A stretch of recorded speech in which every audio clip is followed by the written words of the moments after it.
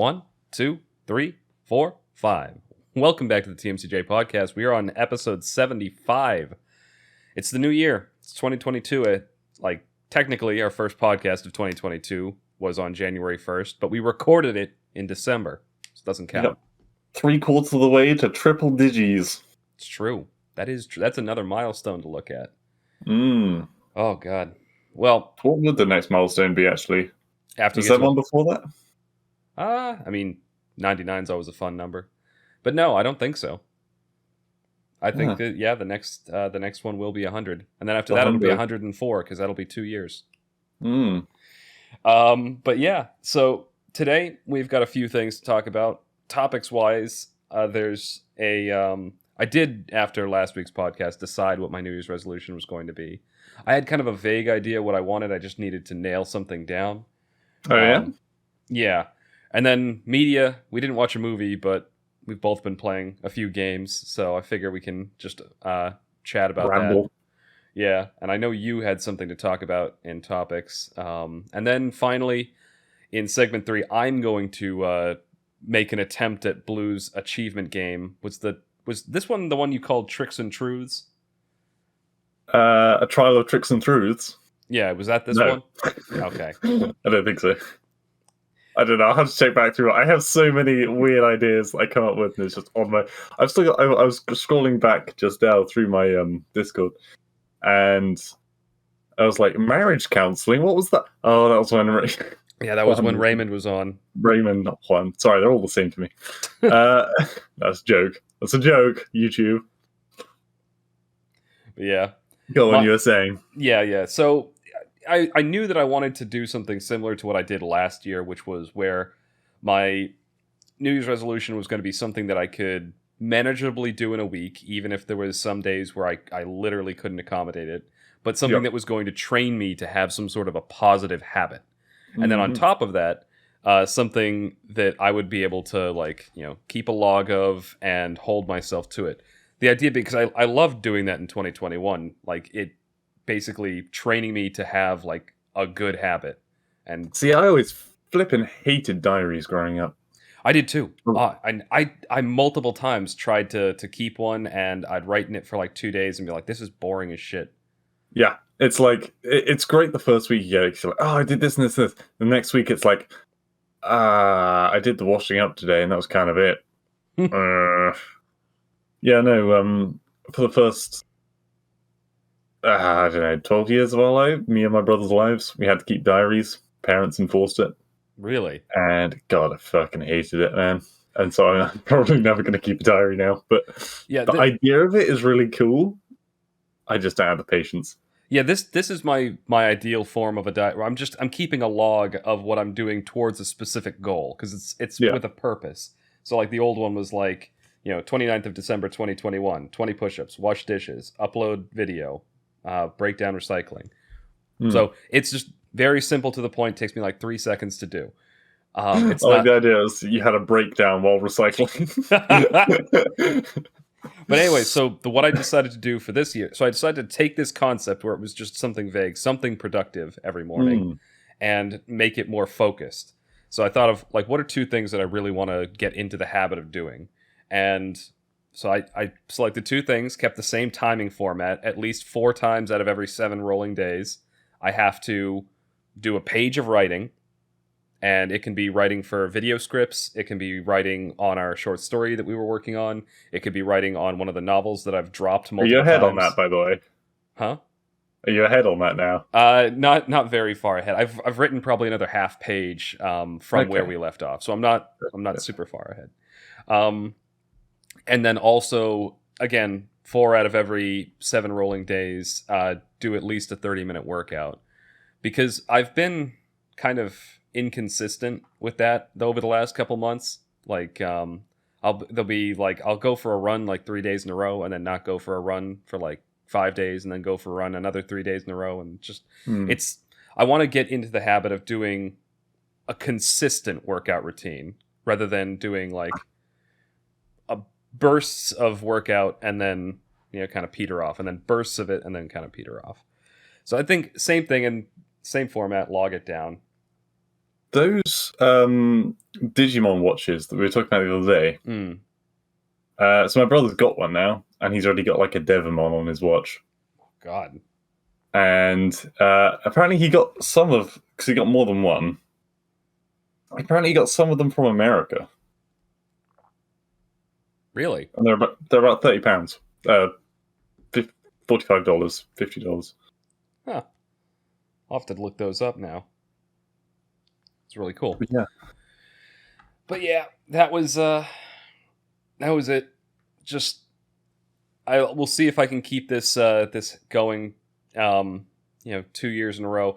But at least now I'm already in the habit of logging down, doing productive things in the journal. Yeah. So hopefully it's just a matter of now I'm trying to do 2 very specific productive things. And 2 might be too much. Might have wanted to select just one or the other, but I don't know. I think it'll work out. I'm looking forward to doing it. Nice. Well, cool. So was there anything else you're adding on to your New Year's resolution? I think that's enough. Like, one thing I think I've seen a lot of people fuck up their New Year's resolutions because they either try to do too much too quickly. Yeah. It's like, right at January 1st, the biggest one is like going on a diet or doing like some kind of crazy aerobic fitness thing. And they start off strong and then they just peter out after a week. I feel like, it depends. Like, going on a diet can be super easy if you're like, okay, I'm going to have just not eat crisps in the week.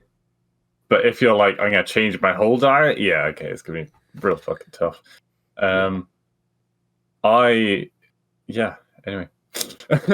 Mine's still just going to fucking stay positive and get work done and hopefully do more for the channel this year. Because... Go on. Well, I was just going to say, I think that is the right approach to have.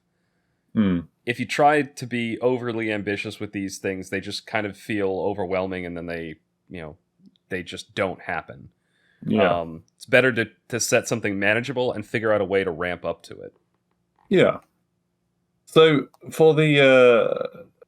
I was having a think earlier today, and I was trying to think what makes a good game, right? So, granted, it's no one thing. It's a whole bunch of different things. But, like difficulty, graphics, length of the game, whether it makes you emotional in one way or another, the replayability of it, whether it's solo player or multiplayer. And so I started trying to like break down some of the games that I've enjoyed the most and some of the games that I absolutely hate but other people love. So yeah, throw me a game. Throw me a game. Deep Rock Galactic. Deep Rock Galactic. Okay, difficulty wise, actually, so it's got quite a pitch in difficulty, hasn't it? It goes from very easy to very difficult. I would say. You've played it a little bit, haven't you? I have. It's one of those games that you kind of grow into. Like, you start off doing fairly simple levels on low difficulties. You either have a team or you don't. You start leveling up characters, getting new, upgraded stats and stuff. It's a progression game, and is, in my opinion, those games live or die on how that progression feels. If it feels like there's a difficulty cliff or a difficulty spike, then that can ruin them. But I think there is definitely a difficulty spike, because even though it has 5 difficulty levels, it could be 4. I know the hardest difficulty level is definitely like a step beyond. And I kind of compare Deep Rock Galactic to Payday 2 because it has a fairly similar way of doing things. You go in as a 4-man team against AI bots, and you have to complete an objective and get out alive with as many crew as you can. Also has the same kind of difficulty slider, except on one hand, I have almost 2,000 hours on Payday 2, and on the other, I have... Don't get me wrong, I still played it a lot, but hang on, I'm trying to think how much I got now on it. It's hard to get up to that 1,000-hour kind of level. That's something. Yeah, on Deep Rock, I've got less than 200 hours. which is still a lot, like I said, but at the same time, it's like, oh, it's not 1,800 hours, so what's the big difference between the two of them? Like I said, they're both very similar games.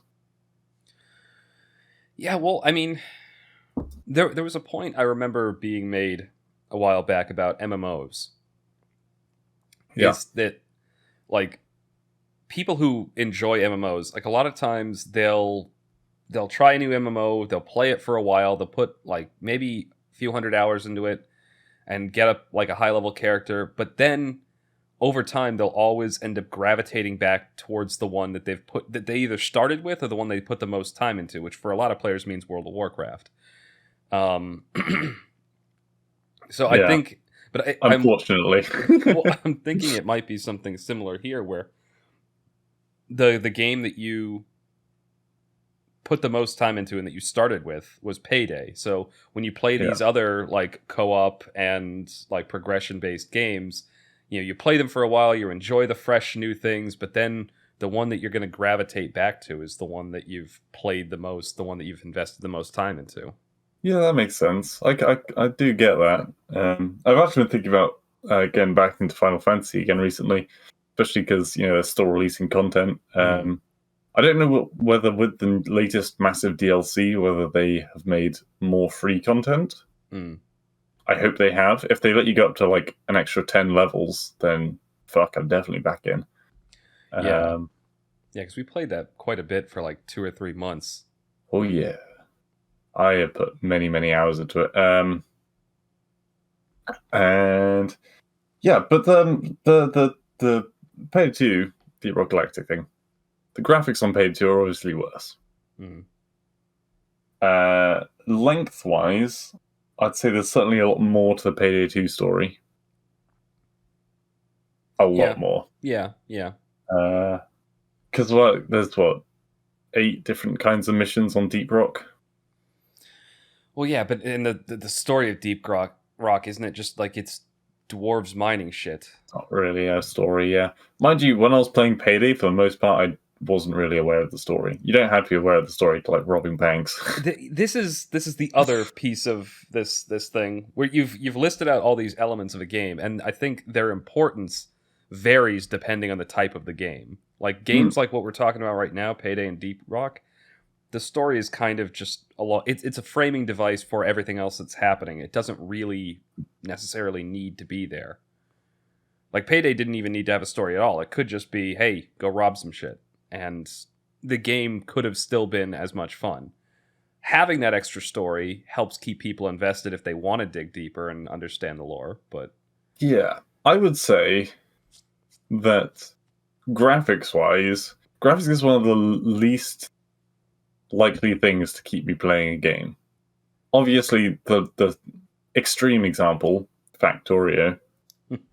We fucking love Factorio. It's a great game. It looks like a piece of shit, though. Yeah. The graphics have gotten better over the years. And then shat out again. The graphics have gotten better over the years, but yeah, it's not pretty, but it doesn't need to be. No. Whereas games like, what am I thinking of? Like movie tie-in games or like... any AAA release. Yeah. The graphics being really shiny is kind of expected. Yeah, I think what graphics are not intended to keep people playing a game. Graphics are intended to advertise a game. Yeah. They're to get you through the door, and then everything else is to keep you. So this is something I was thinking about, and it's a conversation I've had with a few different friends, and I think we're kind of peaking in terms of how much better the graphics can actually get. And so now we're hopefully plateaued there. So we won't have to have this technology race, which means we can keep the same level of graphics we have now. But hopefully, as technology gets better and better, they'll be able to put more content into the games alongside those graphics. To be honest, I think we plateaued on graphics a long time ago. Well, let me make my case here though, because when I'm talking about that, I mean like the fact that we're now getting into like people have 8K TVs. Or they, I have a monitor that goes up to 240 FPS. And I think where we're reaching the limits of what the human eye can actually perceive. So like, and it depends on your eyesight too. Like, it's very obvious the difference between like 480p and 1080p. That's very instantly obvious to pretty much everyone. 1080p to 4K, it's still pretty obvious the difference, but it's less so than that first jump. And then the difference from 4K to 8K, for a lot of people, it's barely perceptible. FPS is similar. Like, you go from 30 FPS to 60 FPS. It's immediately obvious that the frame rate has jumped. 60 to 120. It's usually pretty obvious, but not as obvious to everyone. For the longest time, whenever I saw a TV running at 120 FPS, something just felt off about the way things moved. It wasn't immediately obvious that it was the frame rate that had changed, but it always, like, it made my eyes feel weird. And then the jump from 120 to 240 FPS, I can tell when I'm playing fast-paced games, but it's more just like it feels smoother rather than it's a visual perception kind of thing. Because the human eye, like, I think on average can only perceive individual frames at below 24 frames a second or something like that. So you'll notice it getting smoother at higher frame rates, but as it gets faster and faster and faster, it's harder for your eye to so I think we're kind of, when we have things that can go up to 240 FPS and we have TVs that are up to like 8K and stuff, kind of at the limit. The thing. I think they're just going to say, all right, well, now you have this screen that's a mile wide and high, and you squint at it from a centimeter away, you can still see the curves. Like, I feel like that's the way they're going. They're just saying, oh, the sky's the limit. Let's just keep trying to go higher, because then we can say that we're the best at it. That's true, but that's going to appeal to a smaller and smaller demographic of people, because like a 4K TV is something that still most of the general population can appreciate, right? But a, like, I don't know, 12K TV, you're kind of at a point where that's really for like the niche, weird billionaire tech person who likes to look at pixels. Like, it's not... Well, who doesn't like to look at pixels? They like the pixels to be minuscule. So small that I can't even... He's just glaring at it from an inch away. But I mean, kind of moved away from your topic there, but that's why I'm thinking that we may be kind of approaching the end game in terms of... God, I hope so. Graphical improvements. I mean, it's like when we were playing Digimon World the other day, right? First 5 minutes, you're like, oh my god, this thing looks so fucking blocky. And then, like, 10 minutes in, you don't even give a shit about the graphics anymore. You're entirely invested in the game. Yeah, you kind of just... You get used to it. It was very weird playing... So when I first played that game, I was playing that game on a TV that I think was only like 6 inches across. Like, I would like, yeah, tiny ass TV. So it was very, because I have a 32-inch monitor, and so now playing it as an adult on this thing and just seeing it all blown up in front of me, at first I was like, holy shit, this is blurry. Well, I mean, we're used to playing games on our phones now, so it's even smaller than it used to be. True. Although I don't. The only game I really play on my phone is Solitaire. Oh, okay. Oh, and I guess Pokemon Unite. Pokemon Go. I haven't played Pokemon Unite. Although if I did play it on mobile, I have a tablet somewhere, so I could play it on that. Yeah. So, like, also, I mean, any game that can give you some kind of like emotion from it, like whether it's Doom making you feel like a fucking badass, getting the adrenaline up, or if it's something that can make you cry or something, I don't know. Perfect example of this for me. Perfect example of this for me was the original Mass Effect trilogy. Yeah. Like, Mass Effect 1 came out in like 2006, 2007. The graphics were kind of crap even for that era. But because the writing was so good, because the story was so compelling, because the lore was so deep, like, you could forgive the shitty controls and the kind of weird graphics and the occasional fuck-ups when people are facing the wrong way in conversation. It was still, like, a compelling game. And when I think back on it, like, it's kind of jarring, because I think it was in early 2020 when they were first locking everything down, and I didn't have to commute anymore. I had, like, extra time. So it's like, I'm going to beat the original Mass Effect trilogy on the Xbox, in its original format. And I still had the original disc, so I played it, and I started it up, and I was like, I do not remember the graphics being this ass. But again, just like with Digimon, after about 10 minutes, I got into the story again, and I just forgot about the graphics. Yeah. So yeah, I think a compelling story and good writing can go a long way to make you forgive some of the other stuff that may be wrong with the game. I think that's kind of the separation between people that like Final Fantasy XIV and the people that die hard love it. The people that die hard love it are super engrossed in the story of it. I honestly don't give a flying fuck about the story. And I skipped every single cutscene. Which is sinful, I'm sure, and there are people probably screaming about that. But, like, I mean, there's even like animated YouTube shorts of like a guy in game skipping a cutscene and he gets like held up by a guy with his eyes popping out and he's like, "You will watch this, and don't let me see you doing it again," kind of thing. And it's like, I don't know. I just don't have the time of day for a story that, in my opinion, was going very slowly. Well, and here's the other side of this. There are games where like I'm kind of in the opposite direction, like the Halo franchise. That you can enjoy those games without ever digging deeper into the lore or without ever playing the story. Scott, for instance, has played every Halo game and he's never played the campaign. Really? Yeah. Well, he may have played the Halo 1 campaign at some point, or we may have dragged him into co-op, but if I remember right, he's never actually engaged or really cared about the campaign. He's just gotten on to play the multiplayer. Right. I, on the other hand, have beaten every campaign mission multiple times, except for Halo 5. I think I just did one playthrough of that. The story wasn't that good in that one, but I've also read like a bunch of the books, seen this like the side content. So, see, I love single player games because I'm a completionist. But at the same time, there aren't many stories that really stand out to me. I remember one game that I have played repeatedly when I was a kid, mainly because it was the only really good game at the time. Well, it wasn't the only one. But anyway, so I played Call of Duty World at War. That's number 5. That's the one where you play as either a Russian or an American. It like goes between them. And basically it's World War II. Yeah. So you're fighting the Japanese at one point. They're like running at you with bayonets from out the grass. Another time there's dogs coming at you. Another time you're like a Russian sniper. You're the last one alive in the city. You've got to kill this general. Like it's a lot of, and the whole fact that it's based on real events. Yeah, quotation marks. Makes it feel so much more dramatic.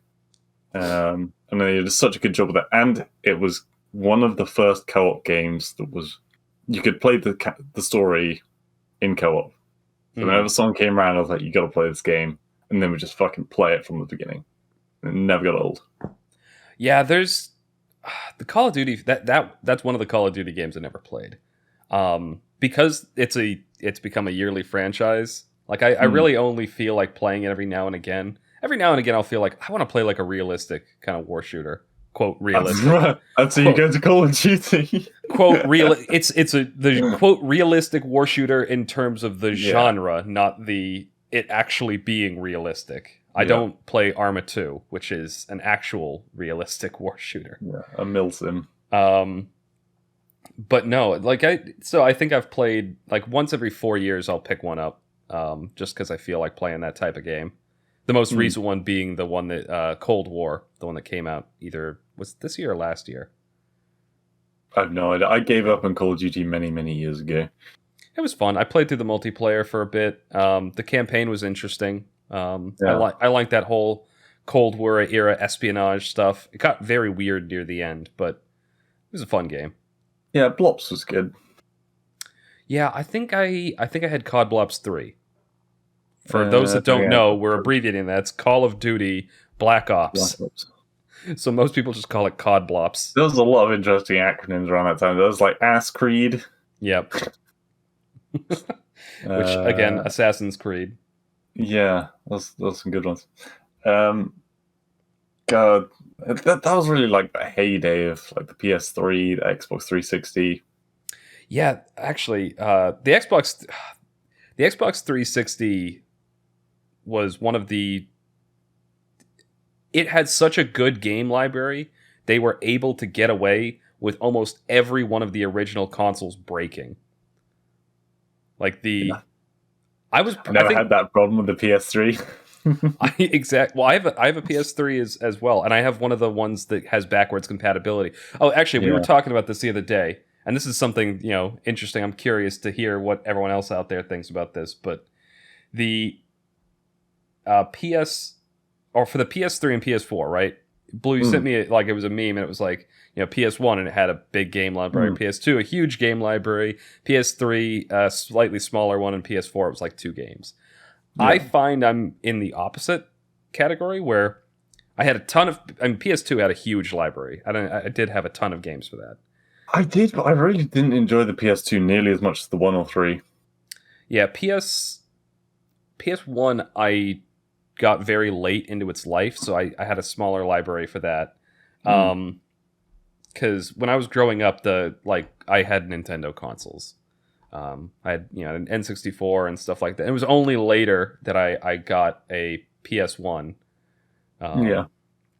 Anyway, getting off topic. So the PlayStation 3, I think I had like maybe 4 games for it total, and for the PS4, I think I currently have 7 or 8. I mean, that's impressive. I have like 2 games, and I think they're stolen from someone else's house. Like, God, I could not get on the PS4. There are a couple of absolute crackers on the PS4. Don't get me wrong. Digimon Next Order being one of them. But I mean, even that's a copy of a PS1 game. Oh, sorry. Go on. The other one that I played a lot was a game that came out for PS3, and so it was just on the PlayStation Store. So I got it on PS4 as well. Oh no. Tetris Effect. Okay, Tetris Effect, fair enough. And that is definitely not a game that most people would like to play, but I did appreciate that. It's quite good. I really liked one of my favorite PS4 games, I think, it was actually a gift I got for Christmas one year from Raymond, actually. And it was the Spider-Man game. I really liked it. I haven't played because go on. They got what needed to happen for that to be fun was to get the web swinging right, and they did. Like, it is so much fun to just go, leaping through the city, swinging off buildings, and you just stumble across. Like, it's an open world that actually feels like it. They didn't do an open world just to have an open world. They did an open world because it's fun to swing around the city as Spider-Man. I think that's the same reason that a lot of people love Assassin's Creed 2 franchise. Assassin's Creed 2 series, as in Brotherhood and Revelations included. Yeah, well, Assassin's Creed 2 essentially was its own franchise because they were following, what's his name? Ezio. Ezio di Auditore. Yes. God, I love that game. And I would still play it today. And yet I wouldn't play any of the new ones. Black Flag was a lot of fun, but Black Flag was fun not because Assassin's Creed game. Yeah, all the Assassin's Creed parts of Black Flag, which is Assassin's Creed 4 for anyone who doesn't know, it was fun because Was it 4? It was 4. Yep. Okay. I thought it was its own just thing between 3 and 4. I'm pretty sure it was called Assassin's Creed 4 Black Flag, but I may be mistaken about that. Okay. But that game was fun because you get to go on a boat and be a pirate. Not because all the Assassin's Creed part, the tailing missions, the stealth kills, that was all boring as shit.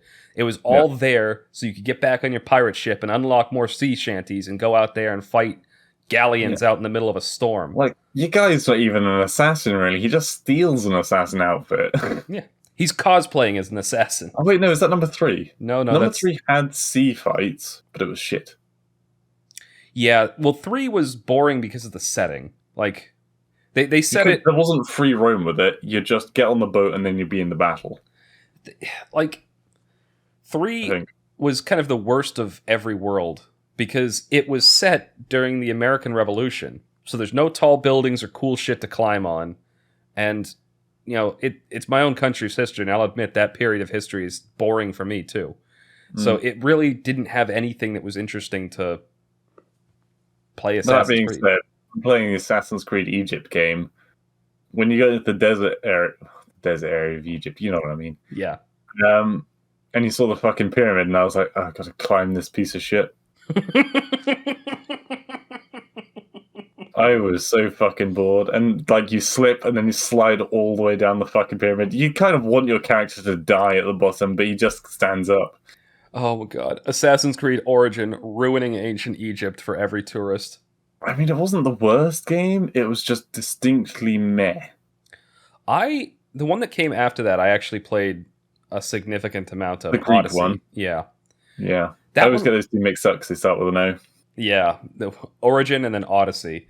And Odyssey was fun up until a point where you hit, like, the grinding wall. Yeah. Where you had to level up to do more main quests. Actually, is Revelations... Alright, first of all, whenever we talk about Assassin's Creed 2, we are not including the Desmond side of things. Because... Fuck Desmond. No one gives a shit about him. It is the most boring gameplay. It's like you're enjoying yourself in this beautiful world, all these special weapons, and then they take them all away from you, and you have to do walking simulator for 20 minutes before you can get back into the real fucking game. It does kind of ruin Ezio to know that his descendant is such a boring git. Like, give him a shotgun or something. Something. Like, you've brought him into the modern day time, and you've given him less functionality. Like, if it's the future, he should be able to do more, not less. Fucking space assassin. To be fair, he wasn't an assassin when they found him. They just plugged him into a machine so he could learn how to be an assassin. And then he became an assassin and didn't use any of those abilities. He punched a few people. Yeah, okay, well done. The first guard that comes along with a handgun is gonna fucking nail you. Like I said, give him a fucking gun. Oh my god. I love how this, or a sword! Like a samurai! How cool! A bit and breaking out of the Atmos place with, like, a sword on your back, just cutting people down. You're an assassin, for God's sake. Act like it and not a pensioner. What would have been even funnier is... Actually, that would have been a better plot point. If, like, Desmond went back... She was a pensioner with a gun. No, not that. Sorry, I was just thinking of something else. If Desmond went back and was reliving the memories and stuff, and then he, basically Ezio takes over his mind, and then you're just playing as Ezio in the modern era, and Desmond, dies ignominiously. Yeah, you want some, like, John Wick shit, but instead you just get mostly walking, and then a couple of fist fights with no lethal weapons. In the I'm going to quote because I love this series, but in the Zero Punctuation review of some of the Assassin's Creed Ezio games, he, I think the later ones, he describes Desmond as looking more and more like Adam Sandler. And you know what? I think that's kind of accurate, both in personality and appearance. Specifically, the Desmond side of things is you're just watching an Adam Sandler movie, but with an assassin's skin. I don't know. Anyway, we've kind of ventured very far from the original topic, but I think this conversation does kind of prove your point. We've gone through several different franchises, a few AAA ones, and a few slightly more obscure ones, and kind of pointed out how, like, all of those elements you listed, they all, depending on the type of game, depending on what they do right and what they do wrong, you can find a balance in all of those different things. Uh-oh, Blue hears sound. But yeah, where was I? Yeah, but finding, like, all of those elements you listed, depending on the game, depending on the genre, depending on the quality of any of those elements, other deficiencies. Probably graphics, but I don't think graphics mean shit for a game's actual quality. I think it's just advertisement. Depends on the game. Like, I think there are some games that, like, the graphics are definitely a major... Tetris Effect, the one you just listed. Like, that game, a huge part of what makes it appealing is it's really pretty. True. I guess that, along with the sound design, is really what keeps people... Oh, the music in that game's amazing. Anyway, Food for thought, and also proof that we can just rant about video games for a solid half hour and not even notice. There we go. All right. Well, this is going to be the end of segment 1 of the TMCJ podcast. Thank you all for listening, and you will hear us again momentarily for segment 2.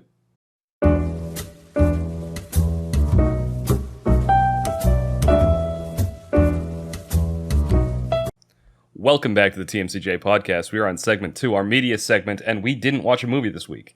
No, we didn't. And I just realized that as we were doing the countdown, I was like, what the fuck do we have to go and talk about? Well, I actually want to continue today's theme of just talking about video games, because I have been playing through one that I just really, really enjoy and I want to talk about. TimberBorn. Oh, yes. And it's actually a game that I have played on the channel before. I did a 5-second attention span video on the demo version of it ages ago. And somebody got it for me for Christmas. And I have been playing the ever-loving shit out of it since then. Quick premise of the game. Human beings have died out. And beavers have risen to take over the world. Well, Sentient... Yes, sentient beavers. I'm not sure that humans have died out. I think it's just a very smart beaver colony.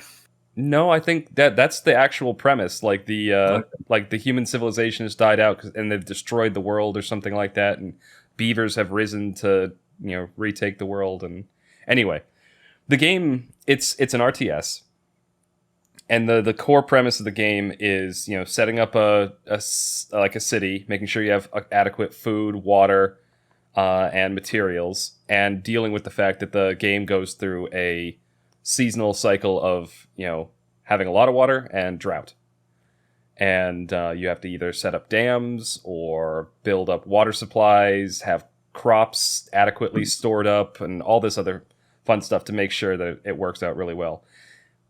That's all fairly standard. You don't actually directly control any of the beavers. They all go automatically. You assign them to different locations and they just do their thing. The game, I had quite a few bad experiences with it early on, meaning like I would set up a colony and a drought would come and I didn't have enough water prepared and half my beaver population died. Multiple times I had the population go down to basically nothing, and then I would have to rebuild the population the next time and make sure I had enough water tanks, or have enough food or what have you. But one of the things that I took... this took me a while to realize, and I wasted a lot of space not realizing this. The game is heavily vertical. Like, whereas most RTSs, you're building your civilization out horizontally, this one, they expect you to stack things, like, a lot. Yeah. So, Did you not realize you could get into houses from the second floor or something? Well, I knew that you could do that, like, because I had a couple, like, 2-story houses, but I didn't realize exactly how high things could get. So now I have, like, a tenement building that's 5 stories tall, and on the roof I have a dynamite factory. Which I just love. Where you want your dynamite factories. Yeah, right on top of the biggest population center in the entire city. But it's quite the fun game. Like, I don't know. Yeah, I watched someone else playing it before you got it on Christmas, like a month ago. I watched someone doing a playthrough of it. It was a lot of fun. You can do quite clever things with it. Like, right now, I've got 2 distinct cities. They're called districts in the game. So one district, it's my big sprawling one with tons of farm and timber and everything, and it's right in the heartland where all the fertile land is. Then there was a little like nugget of fertile land that I wanted to get to. And that one is the most vertical thing I have. It's literally a tiny square with like 2 giant tower blocks, which is where everything is. And then it has like a water platform that goes out to, in the wet season, what is a lake, but in the dry season, what is very, very fertile land, because it's where all the water, like the remaining water, sits. Yeah.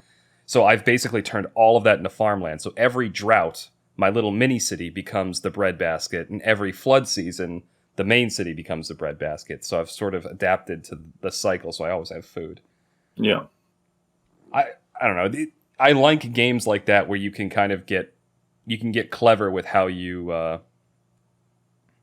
build up your civilization, how you can turn like kind of the disaster mechanics into something that actually benefits you. Yeah, I'd be interested to see if they are planning on continuing to update it, whether they will have like different biomes maybe, or I don't know, just higher levels of tier technology.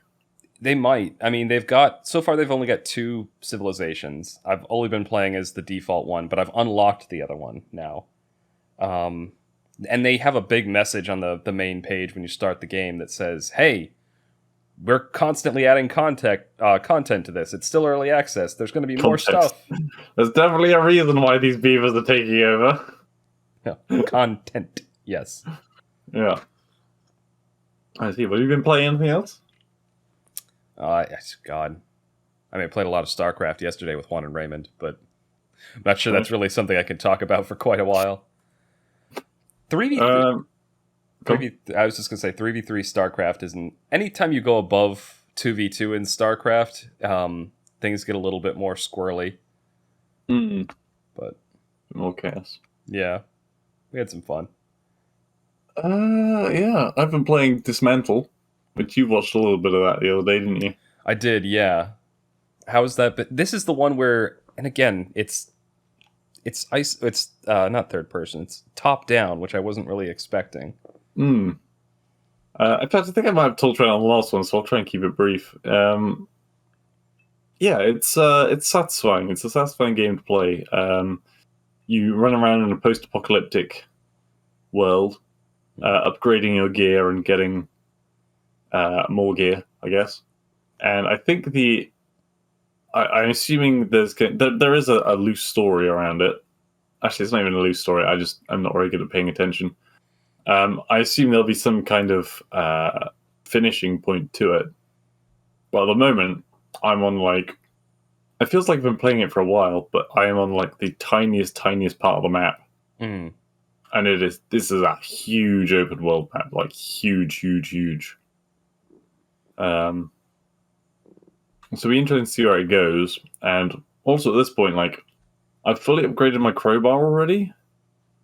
And I'm on that tiny piece of land. And I'm like, okay, something's got to break first. Either my tools will just stop being able to upgrade after the first 10% of the game. Or there's going to be a lot more items and tools out there that are just better than the crowbar. Yeah, there's a lot of games that I've... Actually, I'm going to go back to TimberBorn for a second, because what you just said reminded me of that. I was talking to Juan and another one of my friends, Jotham, and both of them have played that quite a bit as well. And one thing, Juan playing it, and this is very him, didn't realize that, forests were a limited resource, and that he had to make a forester building to allow him to replant trees so they would regrow, so he would still have wood later on, and he just deforested his map before he realized. So it's just I suddenly have no logs to make anything. Yeah, because beavers, they aren't known for liking trees or wood or anything. Kind of, yeah. It's your main resource for everything in that game. Yeah. So I'm just thinking of that because you're talking about if your tools basically degrade and you're left with nothing on that main island. Okay.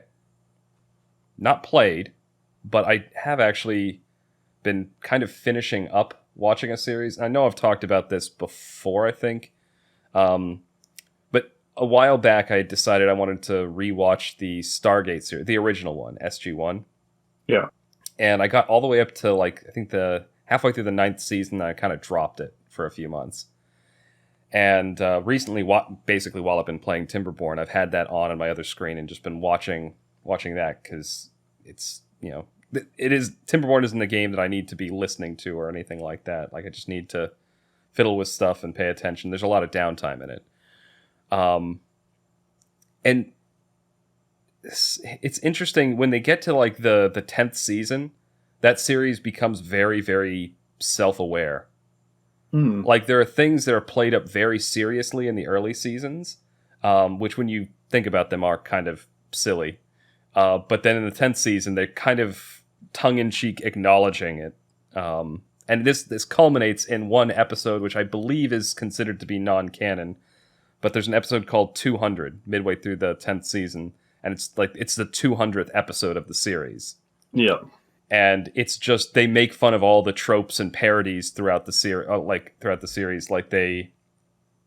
It centers around them consulting with this character who was in a previous episode who made a TV show based on what they did, because he had like suppressed memories of them, and he made like a shitty sci-fi TV show that was essentially just a cheesy version of the actual Stargate show. And now they're making a movie out of it, and so they're all consulting, and it's a weak premise to do a parody episode. And so you end up with them just like pointing out how ridiculous certain things are and their actual like tropes from the series. Like there's an example early on. They make a point that the gate can only remain open for 38 minutes because of some physics reason. And in this episode, the guy's like, it's like, how long should it take them to get here? Maybe like 30 seconds? Maybe not such a round number. How about 38? And of course, making fun of the fact that it's just an arbitrary... If they used a round number, then people would question it. But 38, that sounds like it... because it's not an even one. Also... sorry. I was going to say, you don't see many shows taking the mick out of themselves, essentially. Go on, you finish yours, because I was going to say something else. Yeah, I was going to say is that I think the reason they felt comfortable doing that is because they'd been on for 10 seasons. Like, it was a very popular... There was already a spin-off series, Stargate Atlantis, that was becoming pretty successful. And so I think this episode was them just, like, taking a victory lap and kind of poking fun at themselves. Yeah. No, I was going to say there's... You remember the Sonic movie? Yep. There's a second one coming out. And this one has got Tails in it and Knuckles. And I was watching someone like doing, I think it was Asman. He was doing, he was just looking at the trailer for it. And he was like, how great would it be if they fully leaned into the memes and were like, had Knuckles say, do you know the way? That would make the film in itself. I would love... Oh my... I hope they do. I hope they do reference it somehow. Like, just like, they're lost at one point in the movie and Knuckles is just like, do you know the way? Yeah. Just something like there's a little nod towards it. Yeah, because I mean, it's a pretty jokey film anyway. It's it's made for young audiences. Yeah. And obviously it has Jim Carrey in it still. Yeah, Jim Carrey. He actually did I did end up... I think it was last Christmas, actually, when I was home at my parents' place. And we ended up watching that movie together. It was very clearly a children's movie. But it was like not a children's, but it was a movie that was meant to be for like a family audience. Yeah. But it actually was still pretty entertaining, like watching it. And Jim Carrey did a good job of... It's interesting having a skinny Dr. Robotnik. Yeah. But he does fit the kind of... I don't know. He quirky science man, mad makes scientist. A weird villain. Yeah. Which is interesting and different, and applicable for children to watch. Yeah. But it was still a fun watch. And I'll probably, when it comes out, check out the other one, because at least in the Sonic Adventure games, Knuckles was probably my favorite character. I hated his missions. Yeah.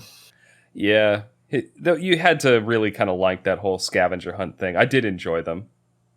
Yeah, I like the early ones, but oh god, I just hated space so much. And space mixed with scavenger hunt was just the fucking worst. Like Pumpkin Hill. in Sonic Adventure 2, the space levels were kind of crap. Like, for every character. And I love that game, but no, that last third of the game is just... Whoa. I did not enjoy it at all. Especially the fucking blue boob monsters. Oh my god. That were like invulnerable 90% of the time, unless the only time they were not invulnerable was when they were attacking you, so you get to choose whether you attack or dodge. Yeah, and if you were attacking, you had to be very careful not to get hit with the tentacles. Yeah. Good games. God, I hate that. Especially when trying to get the 100 ring challenges. God. Trying to get 100 rings when the thing you're trying to get past can't be killed easily. The 100 ring challenges were always wicked easy with like Knuckles or Rouge, though, because you could just dig a bunch of times and you'd typically like accumulate enough rings to get... That was the safe way to do it. You didn't want to fly around too much. No. But yeah. I'm trying to think if there's anything else I've been watching lately. I've been tempted to... I want to watch The Witcher Season 2. I got halfway through the first episode, and I don't know. I haven't gone back to it yet. Oh, you have started watching it. I got halfway through episode 1. I'm still... I don't know. I want to choose a time to watch it when I can sit down and actually watch at least like a whole episode or maybe 2 whole episodes and actually watch it as opposed to just listening to it. Yeah. Well, one game that we have been playing is the Hunt Showdown. That is true. And hindsight is a great thing because we were not happy at a particular moment when Kyzzer got attacked by bees through a window. In hindsight, it's fucking hilarious. So, for people who don't know, do you want to give them a rundown of this game? Yeah. So this is like meant to be one of these hardcore, gritty fighting games where you load into a period during, like, around the Civil War times, I guess, in America. Yeah. I don't know. But it's like, Civil War, or like just 1800s in general. Yeah. And you have period guns. I don't know how accurate they are, but they seem fairly in line. And there's zombies fucking everywhere. Zombies fucking everywhere, not fucking everywhere. Then you spawn in with yourself or a team of up to 3, I think. And you need to hunt these special zombies and then get the thing that the special zombies drop and then get out alive. Yeah. In the meantime, there are other teams of players hunting the same objective, and they can kill you and steal it off of you. So you see someone, you shoot them. Is essentially the... Yeah. But then... Sorry. Go on. I was just going to say you also have to be careful of like loud noises at the same time. Yeah, there's a million things to watch out for, from like ravens that'll fly up in the air and scream loudly. Dying horses that will make noise. There's dogs that will make... fucking zombie dogs. Oh my god. I was in a game the other day, and I actually had to fight the dogs. I had a incredibly powerful shotgun, and I put 4 shotgun shells into one dog, and it didn't die. And then I punched it with some brass knuckles, and it flopped. Yeah, melee does seem to be extraordinarily powerful in that game. I don't know if if it's just glitched or broken or some shit, but I swear to God, I put so many shells like point blank range of this dog, and then like all the other, there's like 7 dogs, and I just punched them like once or twice each with the knuckles, and they were dead. It was exhausting. Anyway, so Kyzzer and I were playing, and we have some incredibly good and bad luck in this game because we keep finding the boss like instantly. Like we'll spawn next to the room with the boss in it. Whereas normally you're meant to find 3 clues and then get to the boss. Yeah, the clues will give you like better and better triangulation of where the boss is located on the map until, when you get the 3rd one, it's just like, it's here. But of course, we don't know really much about the bosses at this point, so we're just running around blindly, getting absolutely massacred by this thing. Anyway, there was one time where we found the boss, and we'd been really stealthy up to that point. Well, actually, no, I was being stealthy. I was getting quite frustrated with Kyzzer about his lack of stealthiness, I think. But there we go. We got to this boss. We were fighting it. We killed it. No, before we killed it, we heard noise in the house. I went upstairs to where Kyzzer was. I was like, "Oh, hey, Kyzzer. Wait, you don't have a name above your head." Bam! Yeah, there was an enemy in there. And I fucked that guy up. And then I shot another guy, and Kyzzer finished him off. I knifed him. Yeah, which is weird because players are generally better than us, especially when we don't know what we're doing. But we just annihilate them.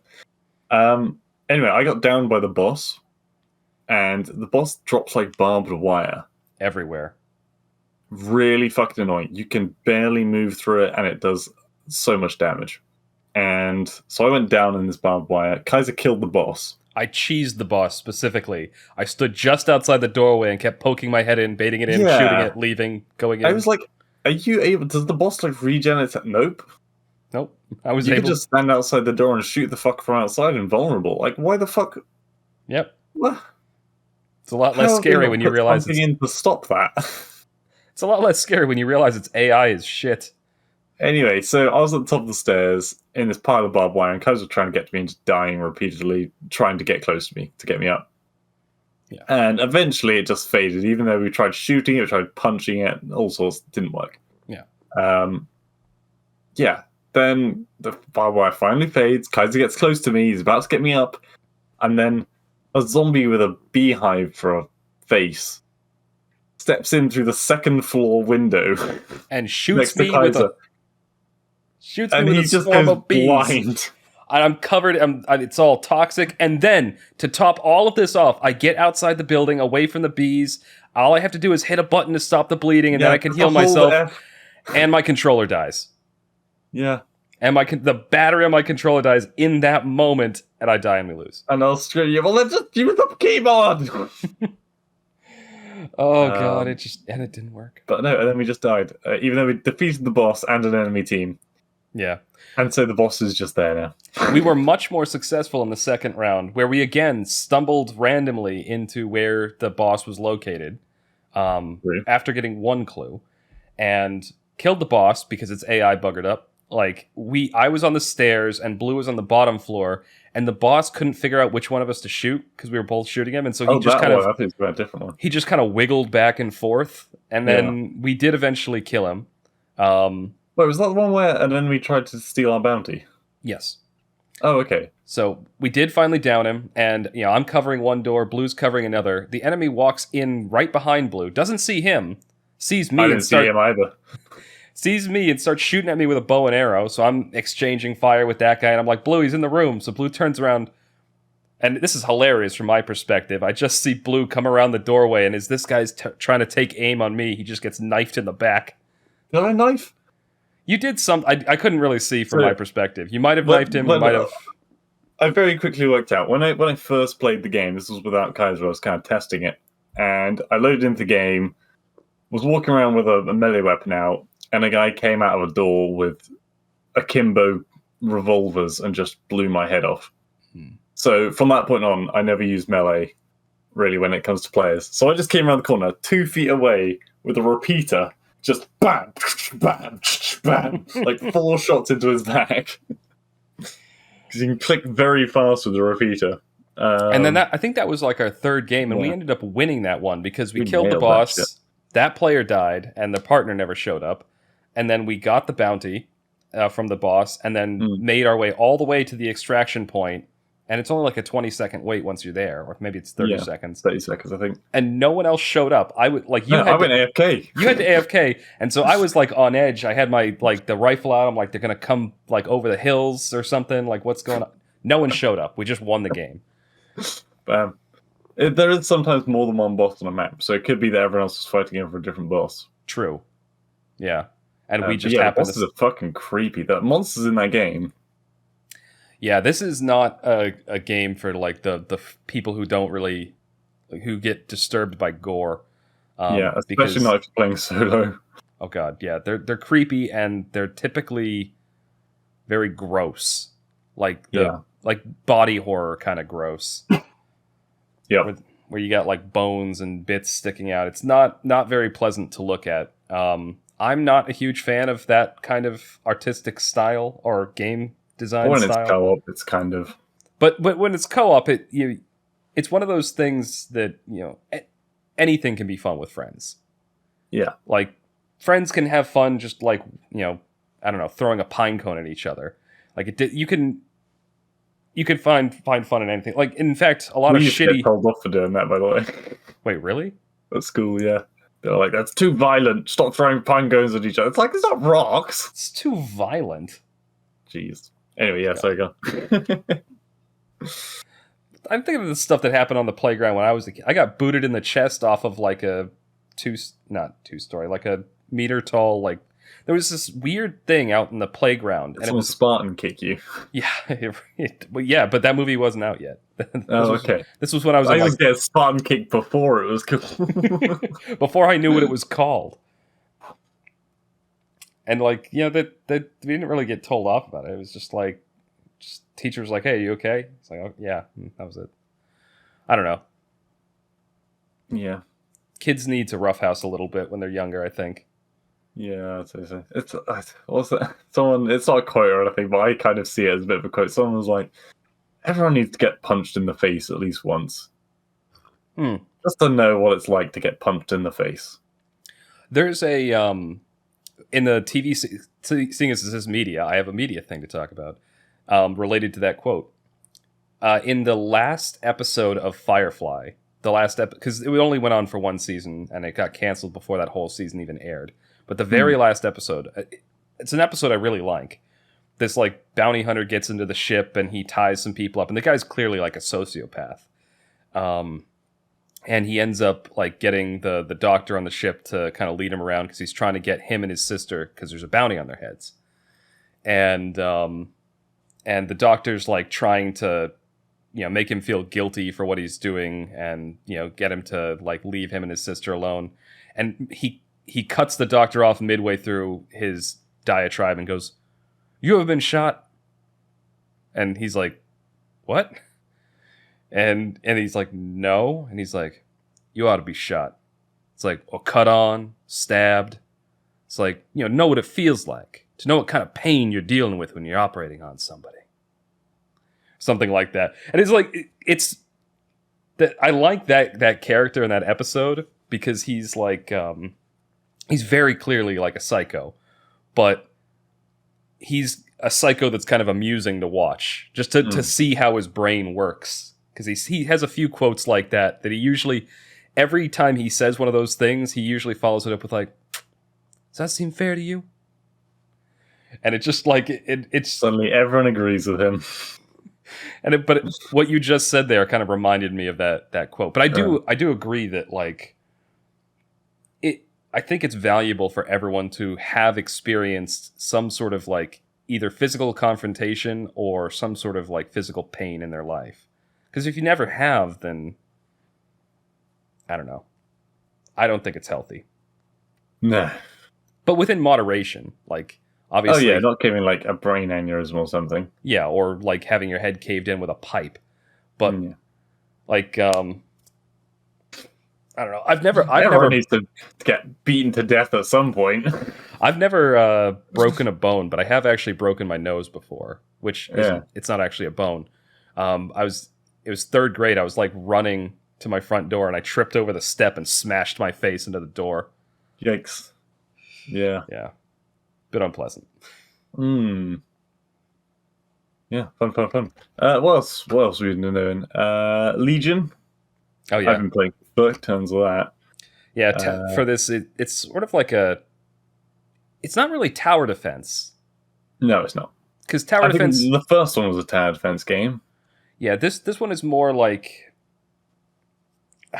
there's a genre and I can't think of what it's called. Auto chess? Yeah, well, sort of, but not really. Because auto chess, you're playing against another player, like directly against another player. Like in this one, we're not. No, you're not. You're playing against minions that come out in waves. Oh, I see. Right. Okay. Like you're playing directly against their defense. You're playing against their attack. Yeah. So the way this game works is you have lanes, and in your lane, you're buying units, and you have to balance buying units or buying things that will allow you to get more income, and that income is then used to buy things that increase the amount of money that you get each round. You can divide it into offense and defense. Yeah, but you have to do the offense to gain the income to allow you to buy the defense. It's all interconnected, so you're balancing all these different purchases while also at the same time trying to send things to your opponent that will get through their defense and hit their boss. It's a fun little game, and it requires very little input from you. Yeah, there's really nothing. I agree. Every round you maybe click 5 or 6 times, and then you just watch what happens. Yeah. The real strategy of the game comes from trying to figure out what to purchase and when, and balancing that against what your opponent is purchasing, and when you think they're gonna, like, knowing that they're about to do a big offensive push, so you start to, okay, I need to invest in defense, or they've been a little lax investing in defense, time to give a big offensive push to them. Yeah, especially knowing what waves are coming, like what kind of enemies automatically come with the offense. So how can I pair up my guys to maximize the damage? Yeah, and then there's the level of, different defensive units are better against certain waves than others, and so having a good balance of damage can be useful. Yeah, and good BS in the chat. It is quite a fun game. I don't normally go for those types of games, but I've been having a lot of fun with it too. Especially because it's very got a very effective co-op mode. It's kind of you neither gain nor lose anything from having an extra person there. It's purely you gain more from the experience of having a friend there. You don't miss out on anything for not having an extra friend. Yeah, but I think it also benefits to have somebody with you that has a complementary style. Like we both build very differently because it shows you kind of how you typically play the game. And we got very good at working to my teammates, working to what they're doing. That's something that I'm actually like progressing myself a bit when I'm playing now. Which makes sense because you've been playing it a lot, on your own, going in with other people. Yeah. My play style is very, very investment heavy and very conservative when I'm playing it. The worst thing. So you can right click on waves to tell your teammate when you want to send, which is to make a big offensive push. And so I'm like, okay, cool, I'll prep for that wave. And then I send out units for that wave, and I look over at my teammate and they haven't done shit for that wave. And that annoys the shit out of me. Oh. They ain't paying attention. Like, it's not even when I'm like, because I'll quite often click, okay, I think this is a good time to attack. And if they don't say anything, I assume they're on board. But or they're just not paying attention. Yeah, or if they right click on a different wave, I'm like, okay, we'll save up for that wave instead. That's fine. It's all about. It's better to have one. Be all going on one wave and just agreeing with whatever shit that they want, even if it might not be as good a wave. It's so much better to do that than split our army in half and do it on 2 different waves. And I feel like that gives me advantage over most players online because there is a surrender button in this game, and people like fucking hitting that shit like it's giving them candy. Yep. So I feel like just being able to play out a game. There have been so many games, and I do get a bit sassy about this when my teammates hit surrender on wave 4 and then we win the game in wave 15, where I literally go, great, that was a good game. Maybe don't hit surrender next time. Like at the end. Like, it's sassy as fuck, and I probably shouldn't do it, but like, come on. Surrender buttons are not there for wave 4. This is something that this was one of my biggest complaints playing League of Legends for the longest time, because you're playing on a team of 5, and you can surrender at 20 minutes, but there are plenty of games where I've been losing at 20 minutes, and then by the time the game ends, it goes for like 50 minutes, and we win. Because you have a late game team, so you could potentially come back.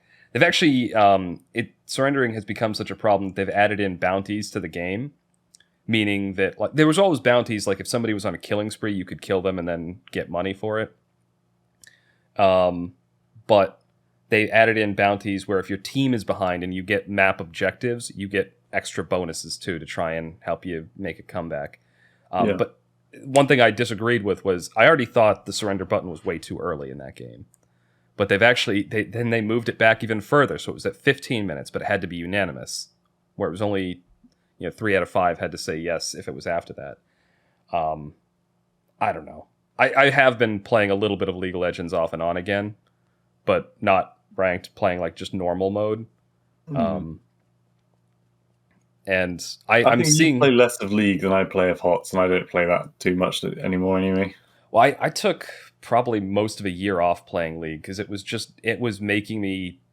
getting under my skin so badly playing that game that I just wasn't having fun with it anymore. Yeah.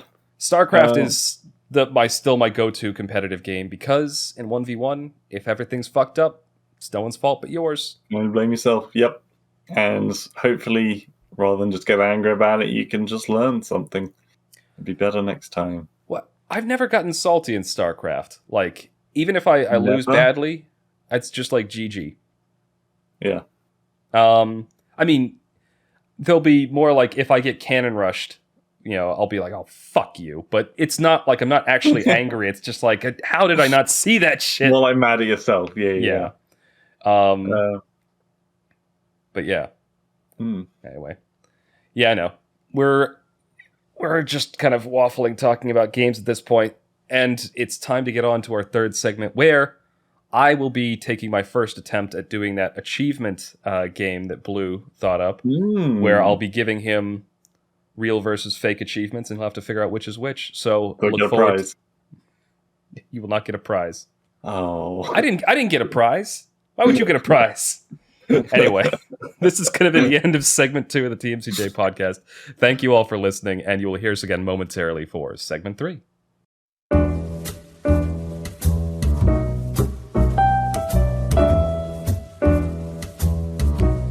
Welcome back to the TMCJ podcast. We are on segment 3, our wildcard segment, and this week I am making an attempt at being the host for one of the games that Blue has thought up for us, being our master of ceremonies that he is. This is the game where I'm going to go through a series of games and achievements from these games, and I will give him one real achievement and one fake achievement, and he's going to have to figure out which is which. Trying to make this quiz, I realized exactly how difficult this was, which made me appreciate the ones that you put together, because this was a pain in the ass. Yeah. But yeah, I guess with that, we'll just kind of get into it. I tried to choose only games that you've played, and then I also tried to choose games that I had... I don't mind games that I haven't played, just things that I've heard of and know a little bit about. Yeah. I mostly went for things that you've played. I tried not to venture too far outside of that, and then I also tried to do ones that I was at least aware of so I could make up a convincing fake. Right, yeah. So here's what we have. Starting right off with something we just talked about. Legion Tower Defense 2. Okay. Cold Streak. Lose 3 battles in a row, or have 3 losses in a row. Or Hot Streak. Have 3 wins in a row. I think there's actually a trophy on there for win 10 ranked matches in a row. So I'm inclined to believe that it's the win streak, not the lose streak. But at the same time, it's not the same number, so maybe there is a lose streak of 3. I'm going to say Hot Streak. You are correct. Hot Streak. Boom. Hot Streak is the... Let's... hold on. Because it's got in-game trophies as well. So I've actually looked at them. So I am going to note that down. 1 point. So there are only 8 of these. Blue has been doing 10 for his segments, but as I said earlier, I'm not as well practiced at this. I also only had an hour to do it. All right. You have plenty of time. It was a Christmas party yesterday. You just left it till the last hour. That's also fair. All right, Deep Rock Galactic. Ooh, okay, yep. Elite Diver, complete an elite deep Deep dive, dive. Yes, that's or real. Mythic Miner, complete 1,000 missions. First one. Okay, yeah, it kind of gives it away when you know one of them is real because you remember the achievement. It is. Well, no, I've actually, yeah, I actually got that achievement quite recently. Oh, that would explain why then. Quite Okay. often when I make these, I specifically look for achievements you don't have. Some of these are going to be easier than others. I believe it will get progressively harder, but we'll see. Okay. So Digimon Cyber Sleuth. Ooh. On the line. Answer 20 Digiline quiz questions incorrectly. Incorrectly? Okay, probably not this one. Go on. And then Land Baron, get 5 islands on your Digifarm. Land Baron's real. Okay. Yep, you're right. Maybe I made these too easy. I'm just so good! We'll find out about this.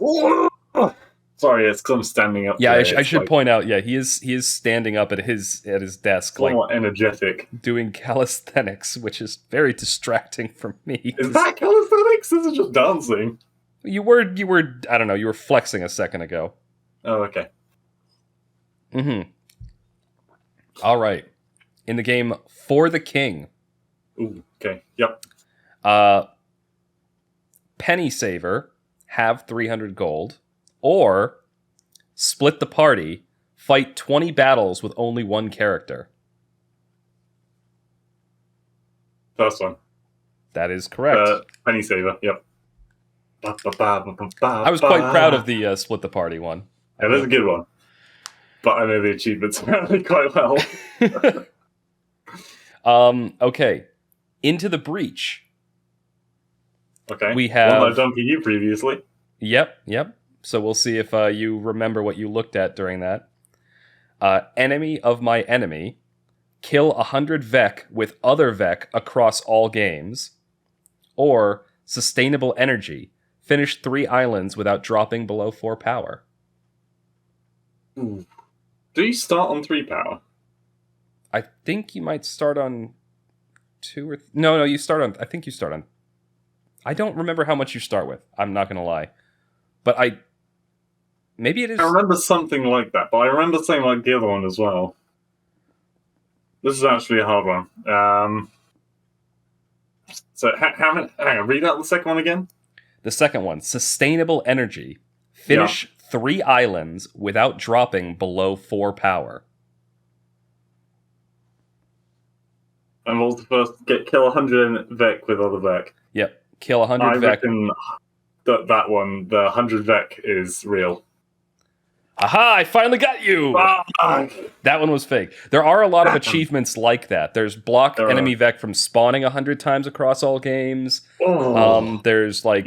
Yeah. So I tried to base these off of real achievements and just tweak them and think up my own name to try and throw you. So, good. All right. At least you didn't... yeah, that was a good one. At least it's not a clean sweep. I feel better now. To be fair, you guys clean swept. No, you almost clean swept the marriage counselling. Yeah. There was like one question you each got wrong, I think. No, Raymond got one wrong because he didn't know what a capybara was. There you go. That was it. Actually, before we move on to the next one, because you've made me think of this, and because at this rate we're going to be done with this quiz in under 10 minutes. Yeah, sorry, I'm kind of blown through. Normally I had some drama to the thing between just like, how are you doing at home? You doing better than Kyzzer? You being the game show host, chatting up the crowd. Yeah. The guy just like padding out runtime so that the adverts come at the right time. But I am going to say this, because this is a funny story. Okay. Raymond didn't know what a capybara was, and that's why he got that my favorite animal question wrong. Yeah. But then, like, subsequently, like a few weeks later, when I was talking with people in the hive, my cousin Jake also didn't know what a capybara was. And we had to educate him and show him, like, disappointing. The biggest, cutest, fluffiest, chillest hamster known to man. They're adorable. I have actually been thinking about redoing that the poster design you really love, the communist one, but with you sat on top of a capybara. Oh my god, that would be amazing! Like riding a capybara, would be. For those that don't know, my icon, and this is actually the icon we use at the end of a lot of the YouTube videos. I'll put this up there and just play music over it, and that's where we'll have like the recommended videos for other things to watch. For that picture dates back to Blue doing graphic design, and I was like, oh my god, I want you to take this photo and make me look like a dictator. And so it's like me in the dictator military regalia, like with aviators on, kind of looking into the distance. There's a sunburst in the background with aviators all over the sky. I love that picture. It's been my Discord icon forever. All right, that's enough fluff. Let's get back to the game. Yes, back to it. Okay. Back from the ad break. Back from our sponsors, ourselves. In the game, Out of Space. Oh yeah, crikey. Think about you played that one. No, I did. You and Mass played it a lot more than I did, but I played a few games with you guys. Oh, okay. It was like the Overcooked thing. Like I enjoyed it for a little bit, but I couldn't get into it nearly as much as you guys did. We played it for like a weekend, and then we kind of done everything that could be done. Yeah. Yeah. But the achievements. Yes. Think about the environment. Recycle 250 times. Or annoying roommates. Throw a cocooned friend out into space 5 times. I'm pretty sure the recycling one is the right one. Is that your final answer? I vaguely remember there's one about like you can feed your roommate into the recycler, I think, to get rid of a cocoon. I don't know if you're able to throw them out in space. So I'm going with, based on the smirk that you have barely concealing, I'm sure I'm wrong, but I'm going to go with the first one being true. You are correct. And this was a bit of an edge case. I wasn't really sure if this was fair. You can throw a cocooned friend out into space, and there is an achievement for it, but you only have to do it once. And that is not the name of the achievement. I made up another name for doing it 5 times. Very cheeky. I was trying to be tricky with that one, but you saw through it. Boom. Well, I said that it wasn't possible, and it turned out it was an achievement. It was. So, I mean, it is a real achievement. I got lucky. All right. In CS:GO, the achievement Revenge. Kill an enemy with a gun dropped by an ally that they killed. Or Dead Shepherd. Kill an enemy carrying a hostage. What was the first title? Revenge. I don't remember Dead Shepherd being a title. Revenge is kind of plain enough that it could be. I feel like there is one for... I know there are achievements surrounding getting hostages out, but I don't know if there's one about shooting someone carrying a hostage.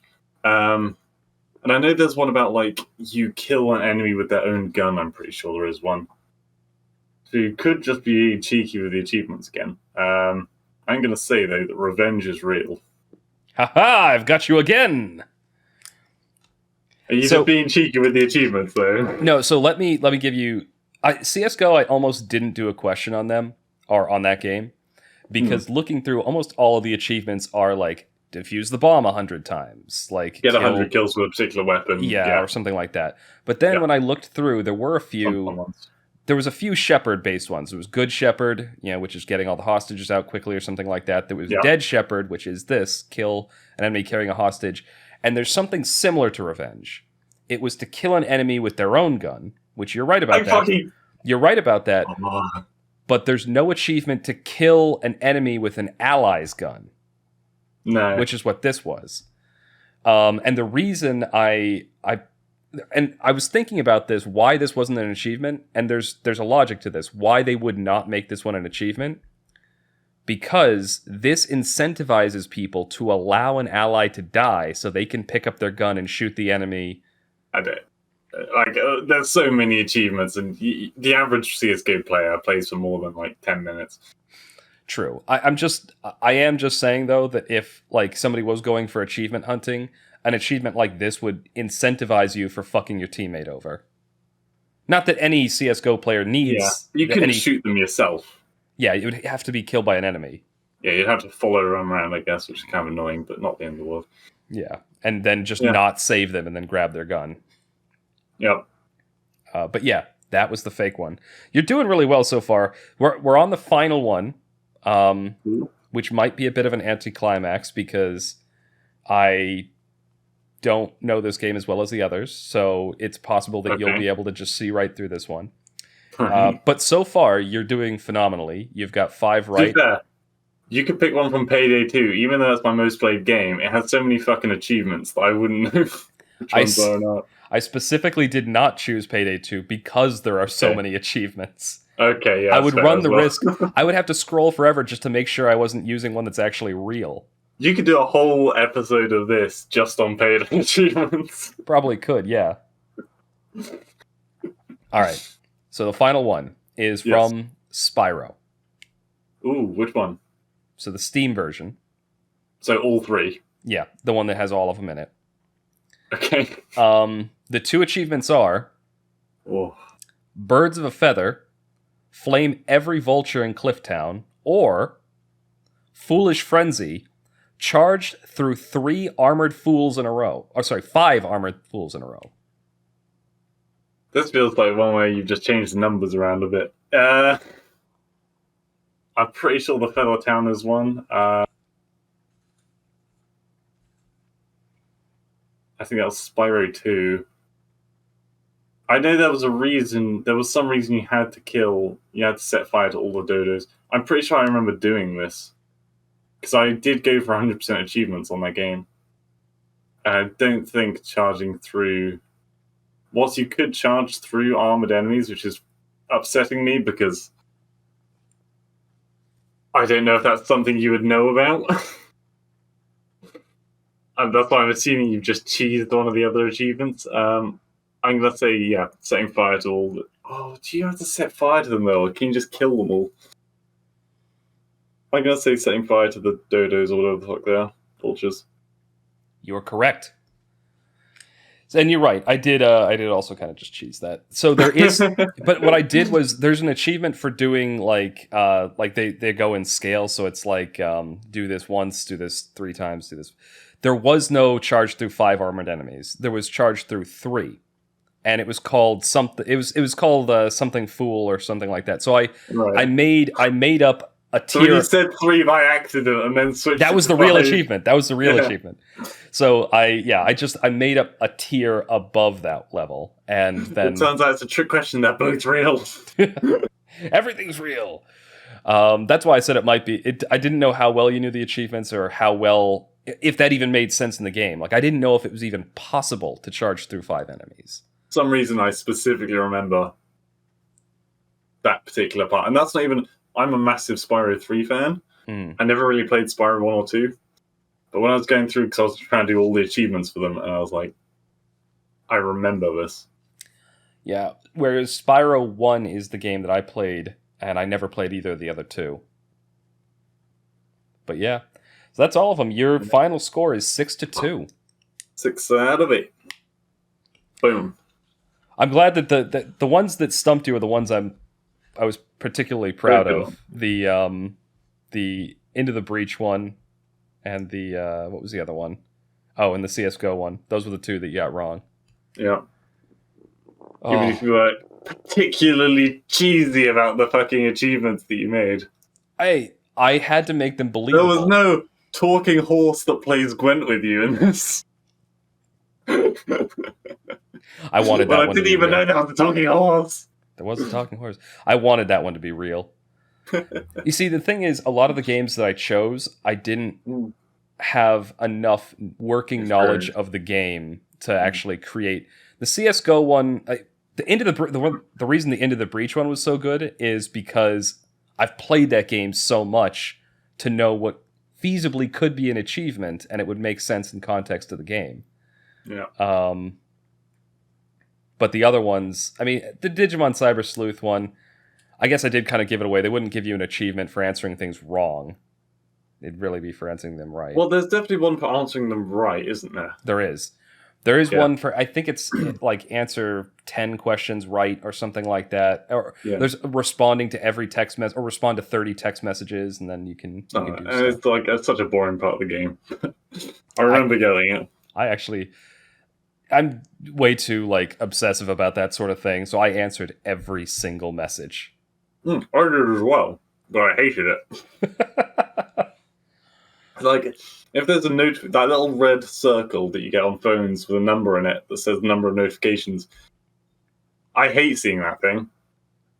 And if it's in my game, I'm gonna fucking click through whatever it is I need to click through to get rid of it. I can't remember what app it was on my phone, but for the longest time, there was some application that I could not clear the notification for it. Like it would always, it wasn't this. I've given up on my phone because my phone, the phone app's the fucking worst. Like Reddit always has exactly 2 notifications, and like the next day they're going to be back, but it caps at 2, and it's the most annoying thing. Yeah, like this is something that annoys me at work. Actually, we're done with the quiz. We're just filling up, the last little bit here. But.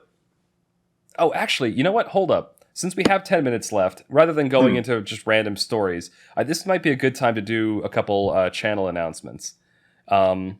Because something that we've talked about, and we're still considering this, so it may or may not come to fruition, but we're talking about condensing the podcast down to basically just segment 1 and 3, being topics and being our wild card where we play games or just talk about whatever we feel like.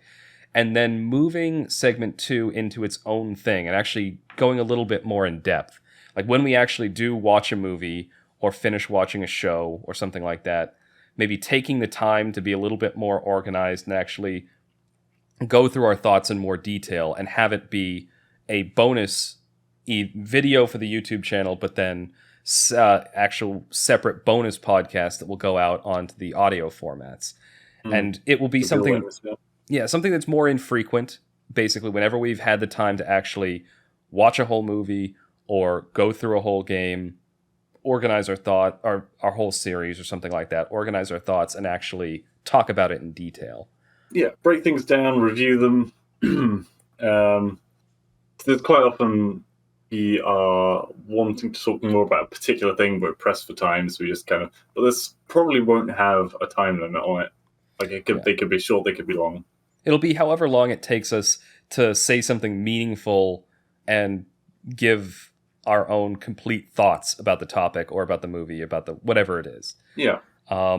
This will have 2 benefits, in our thinking. 1, the podcast will stay a manageable length. With just segment 1 and 3, it'll be between an hour and an hour and a half.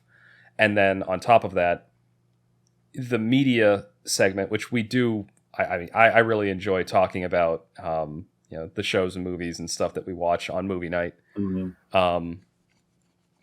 It will also mean that we won't be have a one-off random segment where we're kind of talking about just random stuff that we've done like we did today.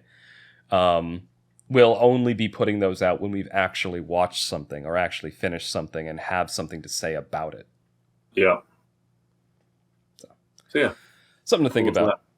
Yeah.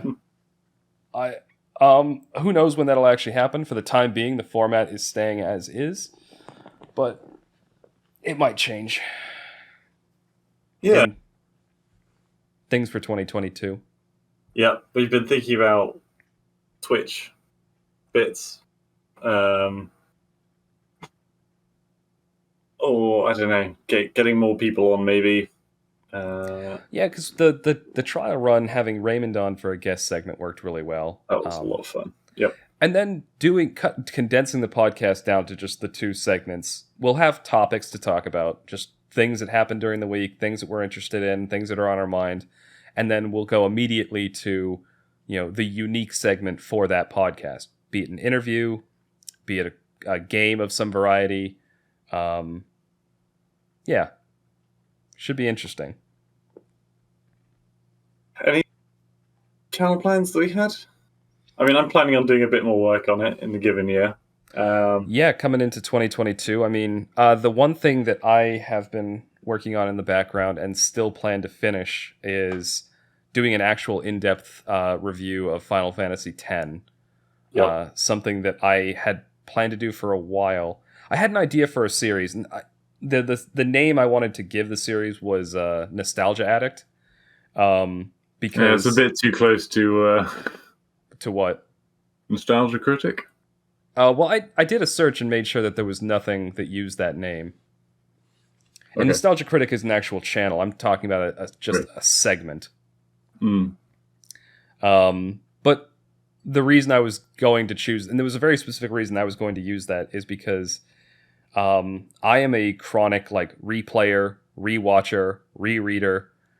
Like, I think there's a book that I always have on my phone in the Kindle app, and I've probably read. It's supposed to be a 3-book series, and the author has dragged his feet for like 10 years putting out the 3rd book. And I've probably reread the first 2 books at least a dozen times. And then same thing's true. Like, there's some TV shows that for a while I would watch them, and then like, a few months later I'd start watching them again, just over and over again. Yeah. I do the same thing with games. Like, I've probably beat the first 2 KOTOR games like a million times. And it'd be nice to do like maybe I've been thinking about doing like a compilation video for the last year, maybe, or something. But pull down some of our funniest moments. Yeah, I'll need the video files for a start, which my PC is a nightmare. I back up all of the video files in their raw format, like before, like the format they get uploaded in.